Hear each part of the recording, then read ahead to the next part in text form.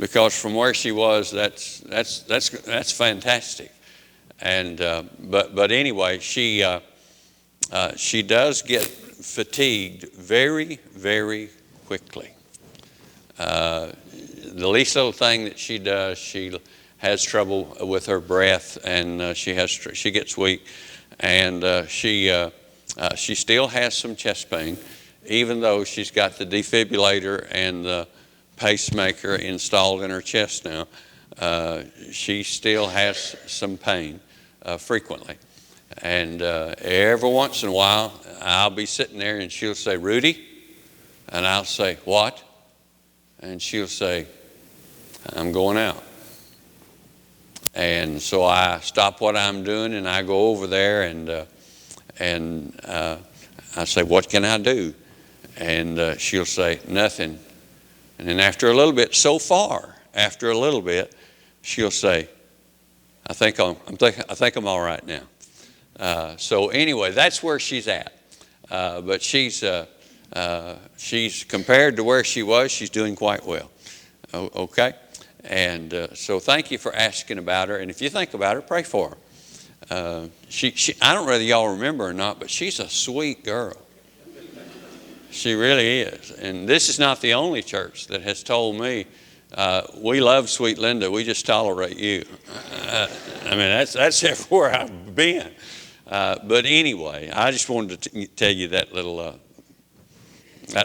something so that I could tell all of you at once and not have to tell all of you individually. Have you found 2 Chronicles chapter 7, verse 11? Have you found it yet? Okay. Before I preach from it, obviously I'm going to read it. But after I read it, I think I'm going to flip-flop this. I'm going to give you a little historical background first, and then I'm going to read it. How about that? We'll do it that way. The time frame for this is after the completion of the building of the temple. David had wanted to build the temple. David asked God if he could build the temple, and God said, "I appreciate the offer, but no." Now this is a paraphrase, okay? God said to David, he said, "No, I won't let you build the temple. However, I will allow your son to be king after you, and I will allow your son to build the temple." So Solomon is David's son, and Solomon gets to the point to where he builds the temple and he builds his palace. And when he builds his temple, he gets finished with all of the temple, and he gets finished with all of the palace. And then when he finishes that, they have 7 days of dedication, dedicating the temple to the Lord. And then after these 7 days of dedication, then Solomon builds a platform.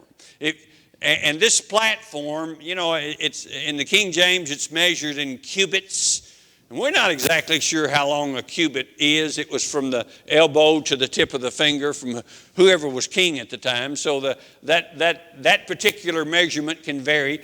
But nevertheless, using cubits and figuring about 18 inches for a cubit, something like that, the platform was probably about 7.5 feet square and about 5.5 feet tall, something like that. And he builds this platform, and he puts this platform in the outer court where the maximum number of people who are present can see. And he gets up on this platform and he raises his arms and he just prays to the Lord, just pours his heart out to the Lord.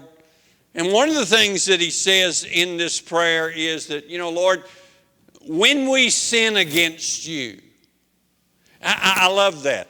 Solomon didn't say, "if we sin against you." He said, "when we sin against you, forgive us." And so after this prayer time, then they have 7 days of feasting. And then after they have this 7 days of feasting, then they have an 8th day. And this eighth day was a solemn assembly where literally everyone gathered together for this solemn assembly. Well, my sakes alive, what a wonderful time for the people of God. The temple has been completed. They've had 7 days of sacrifice. They've had this great prayer from their king, and they've had 7 days of feasting, and they've had this great solemn assembly. But wouldn't you, after about 15 days, wouldn't you be tired? So Solomon goes home, and Solomon goes to bed. It's been a great time, but he's tired. And he goes home and he goes to bed, and during the night, he has a nocturnal vision. He has a vision of the Lord that comes to him in his sleep. Now look, if you would, at verse 11 of 2 Chronicles chapter 7. It says, "Thus Solomon finished the house of the Lord and the king's house, and all that came into Solomon's heart to make in the house of the Lord and in his own house, he prosperously effected." Let me just stop there for a moment. What that means is he was successful in all of that which he wished to accomplish. And then in verse 12, it says, "And the Lord appeared to Solomon by night, and said unto him, I've heard your prayer." Could I just stop there a minute? The Lord said to Solomon in the night, "I've heard your prayer." Boy, you talking about music to one's ears. When God himself speaks and says, "I've heard you. I've heard your prayer." Let's read on. Then he says, "And I have chosen this place to myself for an house of sacrifice." Let me pause there for a moment. What he's saying there is this. He says, I accept what you've done. I will inhabit this house. This will be the place where I will be your God, and you, when you sin, this will be the place you can come to me, and I will forgive. Then in verse 13 he says this. Now be very careful. This is where the sermon's going to start, verse 13. He says this, "If I shut up heaven, that there be no rain, or if I command the locusts to devour the land, or if I send pestilence among my people, if my people, which are called by my name, shall humble themselves and pray and seek my face and turn from their wicked ways, then will I hear from heaven, and I will forgive their sin, and I will heal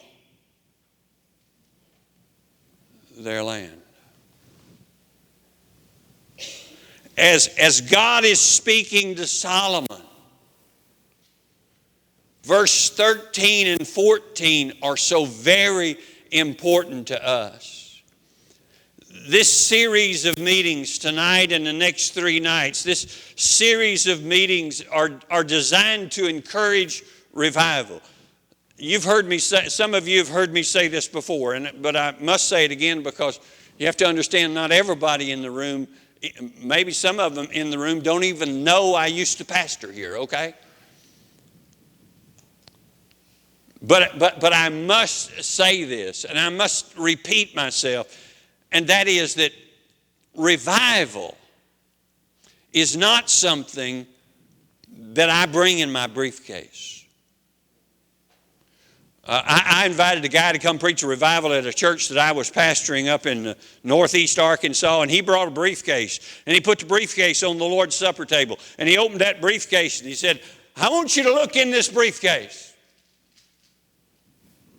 And I'm sitting there and I'm thinking, what in the world is that dude doing? And he said, let me tell you what you won't find in this briefcase. He said, you won't find revival. He said, I cannot bring revival. You see, revival is a solemn act of God. God chooses who He gives revival to.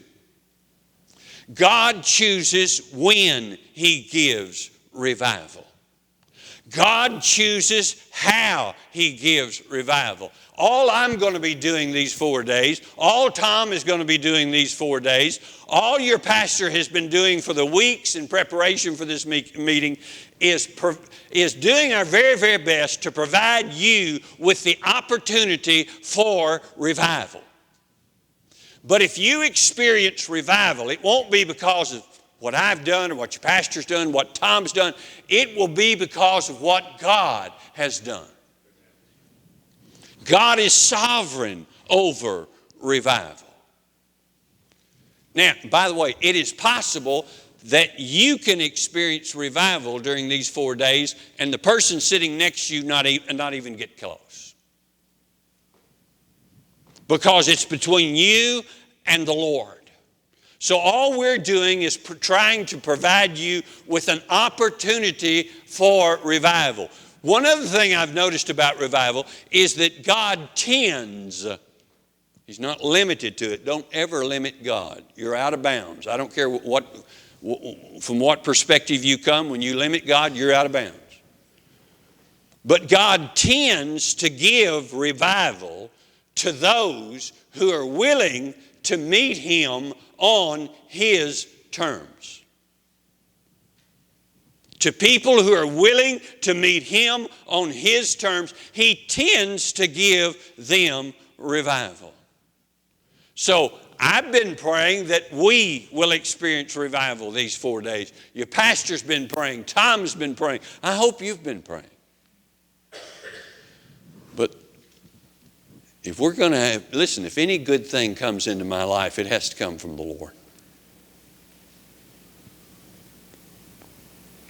So, with all that having been said, I don't know about you. I kind of have an inquiring mind, and I think about things. I have questions come into my mind, and nobody else seems to ask that question. And sometimes I think, you're weird.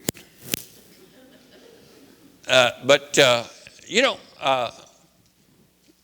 want to ask some questions, and these are rhetorical. I really don't want you to answer them out loud, but I want you to think about them with me if you would. Number one is, how do we recognize when we need revival? I never have been a real fan of scheduling revivals in the spring and fall just because it's the spring and fall. Well, that's what we've always done, so that's what we're supposed to do. I never have been a big fan of that. I think we ought to have revival meetings when we realize we need revival.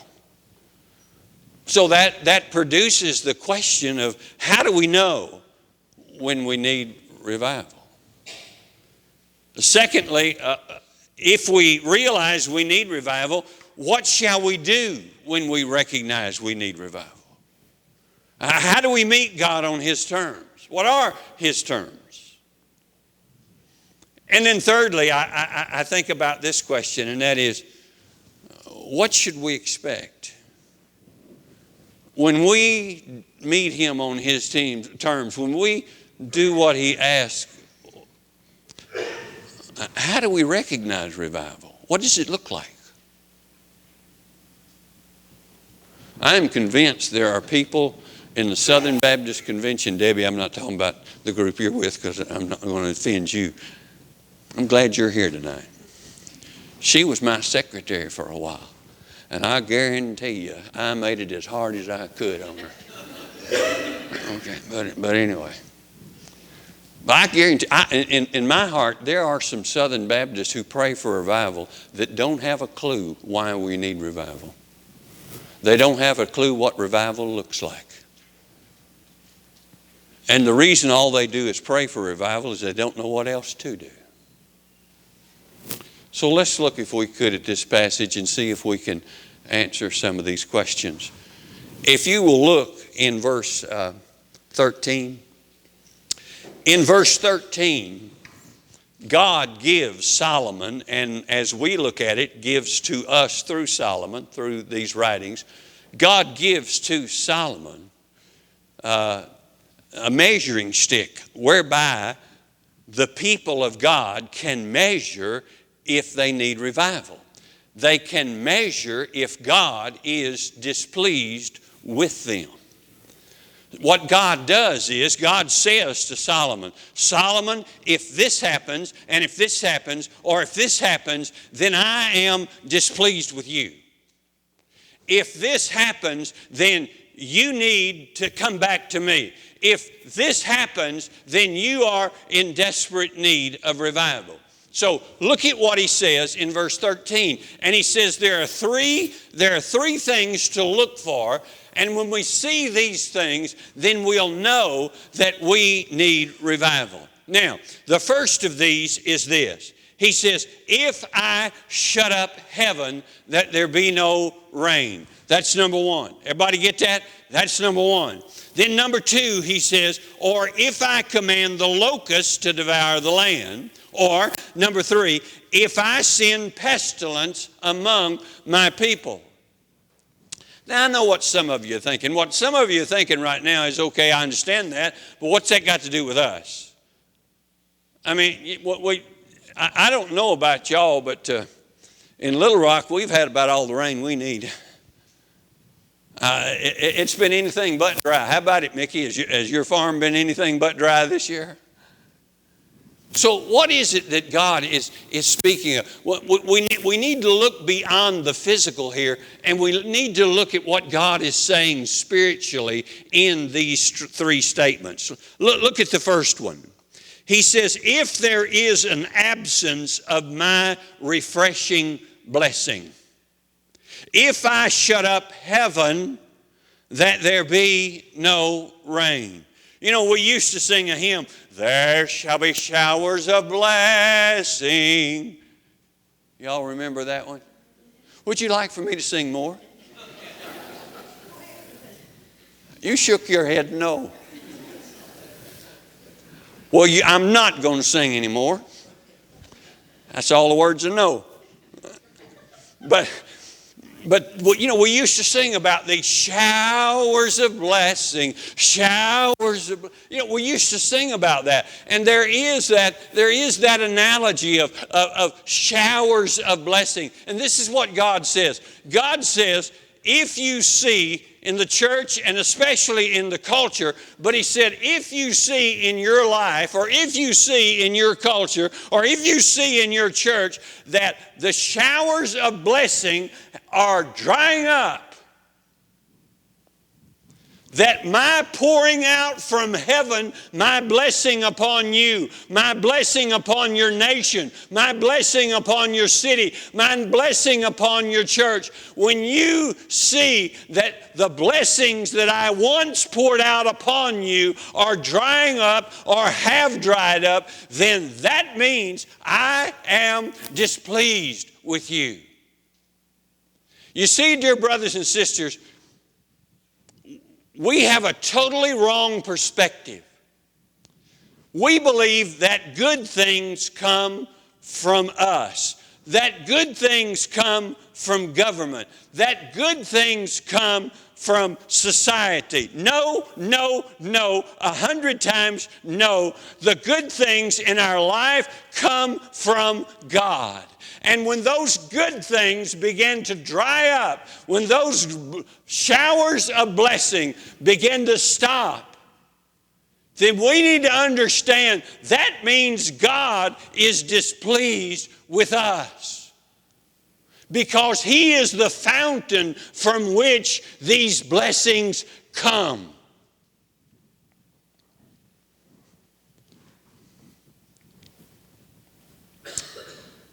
In our Southern Baptist churches, we're still doing the same thing we did 20 years ago.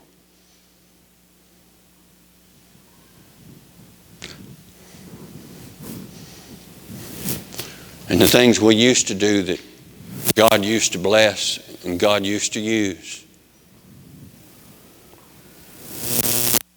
God's not blessing anymore. He's not using it anymore. Well, preacher, times change and people change. Times change, people don't change. People's needs don't change. God, look at me. God is just as able to meet the modern culture today, to meet their needs as He was to meet the needs of our culture 20, 30, 40 years ago. But yet it seems like when it comes to the blessings of God, look at me, when it seems like when we come to the blessings of God, we're in a drought.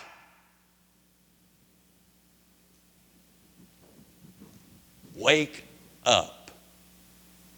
That's God saying, I'm not happy with you.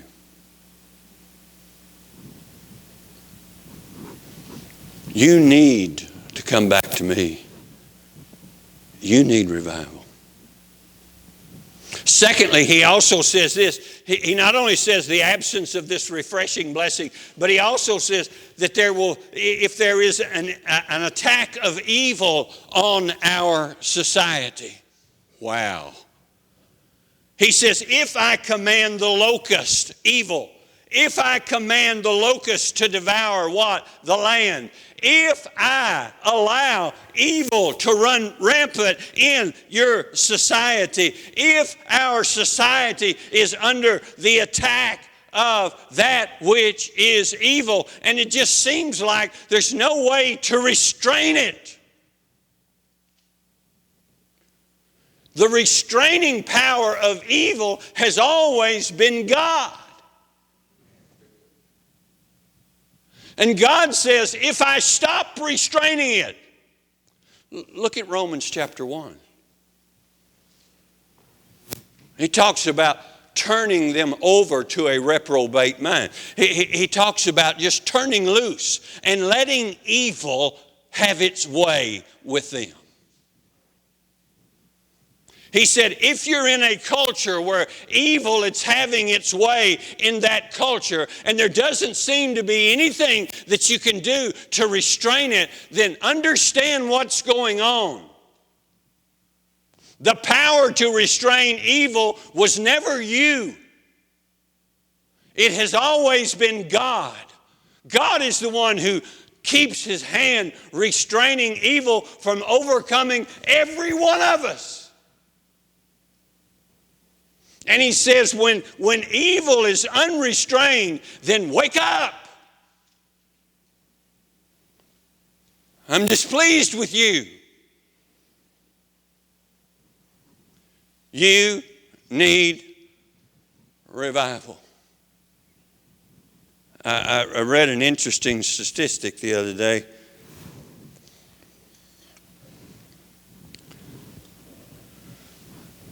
It's an old statistic, but I just happened to read it. Among men who claim to be active members of a local church, 50% of them are involved in pornography.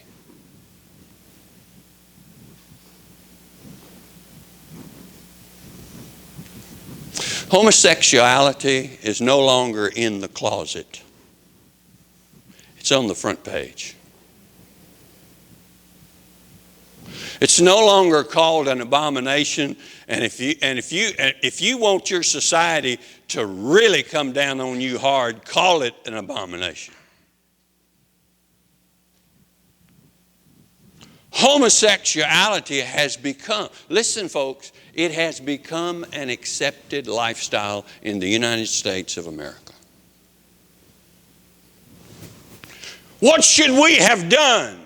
Listen, we could never have stopped it. Only God could have stopped that.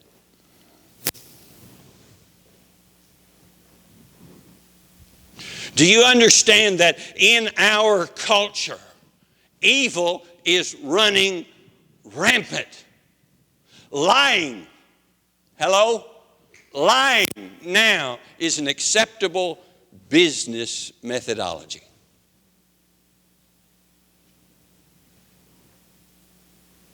We are being overcome by evil in our culture. And when that happens, look at me. God is shouting from the heavens, I'm displeased with you. You need revival. And then the third one, he says this. He says, and if I send pestilence among my people. That pestilence, that's an assault of spiritual decay. Pestilence, decay, rottenness. He says an assault of decay. Look at it in the church itself. He says here, if I send pestilence, this decay, spiritual decay, if I send it among my people in my church, not just in the culture, but in the church, in my church, when there is spiritual rottenness, when there is spiritual dying, when there is spiritual decay.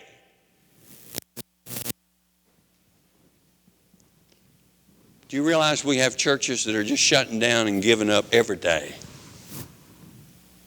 Do you realize we've got more preachers leaving the ministry now than ever before? Do you realize we baptize fewer people now than in years and years and years in the past? Do you realize that there is, listen to me, let me tell you the marks of the common Southern Baptist church today. Y'all ready for this? Powerless preachers, prayerless people, passionless programs, and perverse practices.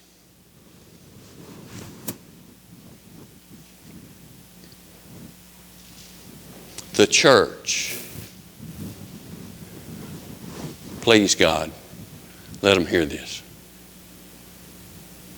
The church literally is no different than the world.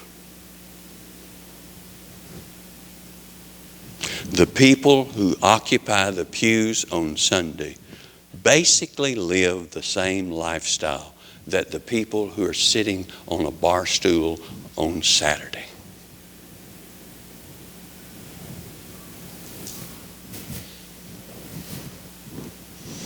Would you like for me to go home now? You see, dear brothers and sisters, I'm not a pastor anymore. And one of the things about being an itinerant preacher is that I can just tell the truth and go home now. I'm not fearful that anybody's going to fire me. Pleasing the deacons and pleasing a certain family in the church is no longer my job description. My job description now is to look folks square in the eye and say, "Thus saith the Lord." Amen.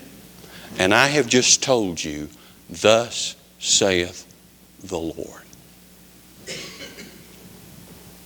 Now, after hearing this, when God says to Solomon, when there is an absence of refreshing blessing, when there is an attack of evil in the society, and when there's an absence of, an assault of spiritual decay, even in my church, then I'm displeased with you, and you are in desperate need of revival. Now let me ask you, what do you think? Is God displeased with us?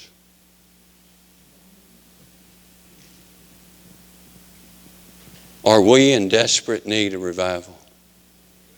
And you say, well, wait a minute, preacher. God may be displeased with those folks out there on the street, but that doesn't necessarily mean He's displeased with us. Oh, really?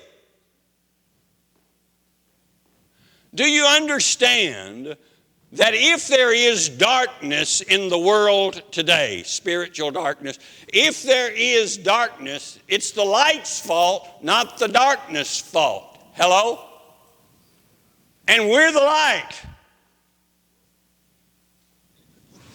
Darkness can never win against the light. I don't care how dark it gets in this room. If you turn any light on, the darkness must flee.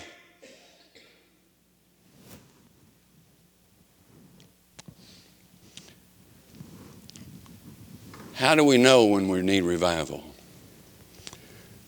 The showers of blessing dry up. Evil permeates, attacks our society, and spiritual decay runs unchecked.